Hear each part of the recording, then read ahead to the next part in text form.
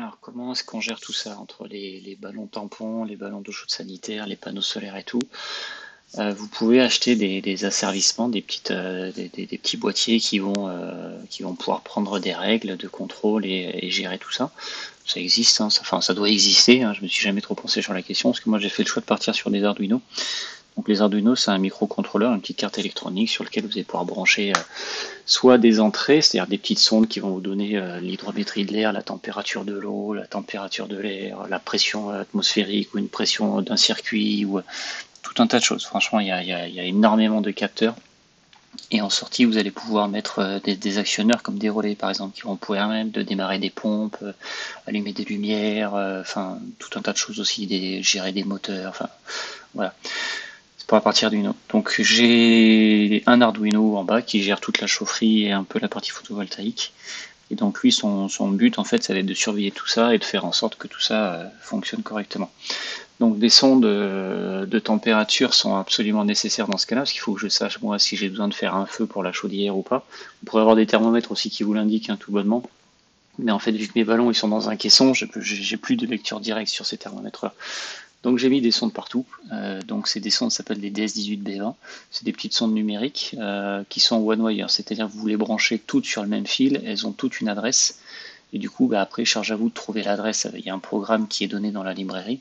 Donc la librairie, c'est un programme que vous avez dans l'Arduino et vous dites, je veux le programme des DS18B20 ou le programme OneWire.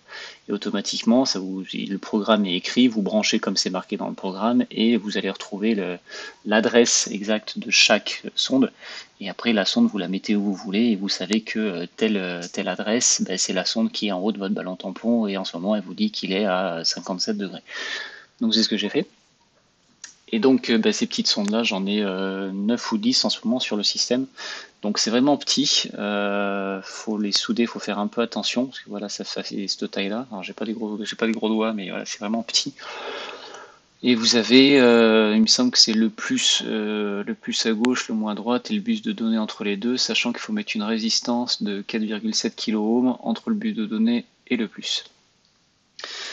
Donc c'est des sondes qui marchent très bien. Vous pouvez aller assez loin au niveau des câblages. Au début où je câblais tout avec des câbles réseau, mais j'ai eu quelques problèmes, les sondes déconnaient de temps en temps ou autre.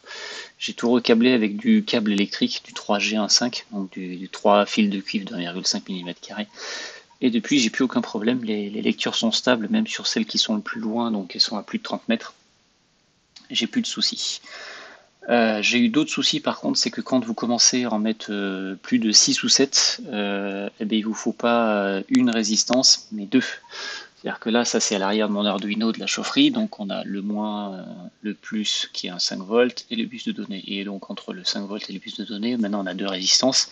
Alors pourquoi résistance et pourquoi ça déconnait? Ça marchait, mais j'avais des accros dans mes courbes. En gros, à partir de là, vous avez deux résistances. On a une courbe propre, lisse, ça bouge, mais bon, c'est normal. C'est de l'eau qui doit être chauffée, refroidie. Je sais plus quelles sont les données de cette courbe-là. Ça doit être l'eau chaude sanitaire, quelque chose comme ça. Et avant de mettre la deuxième résistance, j'avais des décrochés de courbe comme ça, donc des mauvaises lectures ou autres. Et du coup, c'est exploitable, mais c'est pénible parce que si vous regardez votre smartphone pour savoir ce qu'il faut faire un feu ce soir, vous arrivez par exemple ici à 30 degrés, il faut faire un feu, il n'y a plus de chauffage d'avance. Et en fait, 2 secondes après, non, c'est à 60 degrés, vous n'avez plus besoin d'y descendre. Donc voilà, maintenant j'ai des courbes qui sont stables. Et du coup, l'Arduino de la chaufferie, il va gérer le chauffage au niveau du départ. Il n'est pas à l'heure d'ailleurs. Pour envoyer toujours l'eau chaude dans les plafonds chauffants à la bonne température. Il va me donner mon stock de chauffage.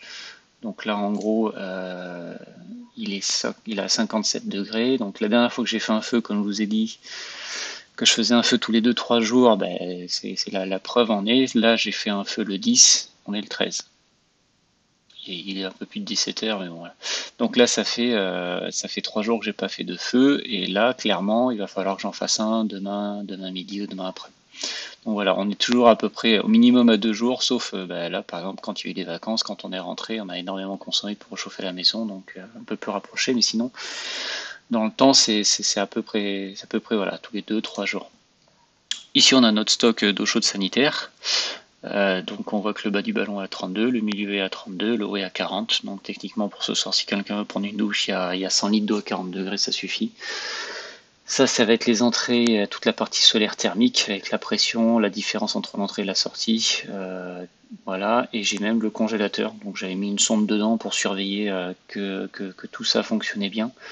Et du coup, ben, on voit que le congélateur, il descend à -20 et quand il est à -19, il se rallume. Voilà, donc on peut même compter le nombre de fois qu'il s'allume par jour, c'est ultra régulier. Il peut y avoir des pics qui remontent. Techniquement, c'est quand quelqu'un va foutre le nez dans le congélateur, la sonde étant dans l'air, tout du moment l'air il perd tout de suite, enfin il remonte tout de suite en température.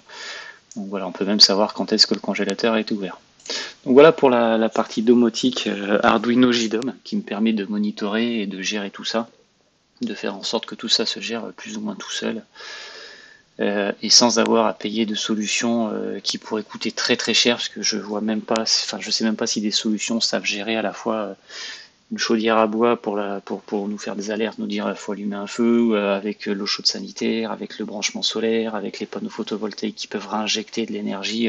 Si jamais la batterie de la maison était pleine, elle pourrait réinjecter de l'électricité dans la résistance de l'ECS en surplus. Enfin bon voilà, là j'ai un système qui est pas fini, hein, clairement, mais j'ai au moins les données accessibles depuis Internet, sécurisées, donc avec une authentification double authentification et tout. Donc voilà, je peux garder un œil sur toute la partie énergie de la maison à distance avec ce petit système-là.